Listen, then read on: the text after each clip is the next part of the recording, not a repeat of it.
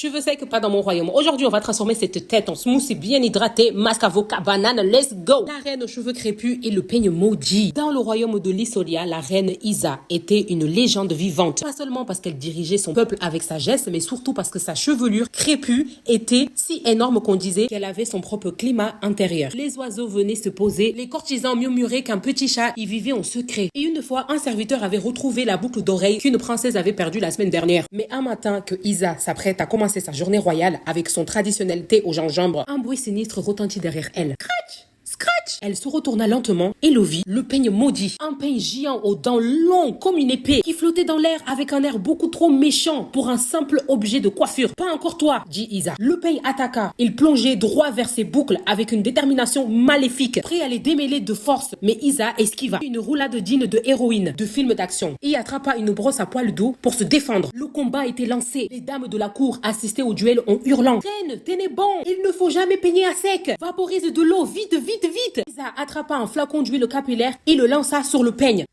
L'objet maléfique grésilla comme un morceau de bacon sur le feu. Affaibli, il recula dans un coin de la pièce en tremblant. Haha, je le savais, toi et tes ancêtres de brosse en plastique, vous ne pouvez rien contre l'hydratation, cria Isa, triomphante. Mais elle savait que ce n'était qu'une victoire temporaire. Ce maudit peigne y reviendrait, il revenait toujours. L'enquête royale, fatiguée de devoir se battre tous les matins, Isa décida d'enquêter. Elle descendait et fourfouilla dans les vieux grimoires poussiéreux. Après des heures de lecture, elle tomba sur une page intrigante. La malédiction du peigne, une punition infligée par la reine Edwina, frustrée de ne jamais réussir à plaquer ses baby hair. Isa suspira si fort que les murs du château vibreront légèrement. Attends, tout ça juste parce qu'une ancienne reine avait des soucis de coiffure. Donc au lieu d'apprendre à coiffer ses cheveux, elle préfère jeter une sur tout le monde. Mais c'est une folie purée. Déterminée à mettre fin à cette absurdité, Isa convoqua toutes les coiffeurs du royaume et fait une annonce. À partir d'aujourd'hui, on arrête de forcer nos cheveux à être ceux qu'ils ne sont pas. Les boucles, les frisottis, les afros, plus de souffrance, plus de batailles inutiles. On les célèbre. Fini les peignes qui tirent, place aux coiffures protectrices, aux soins hydratants et aux bonnets en satin. Vive la reine! Vive le cincrage assumé!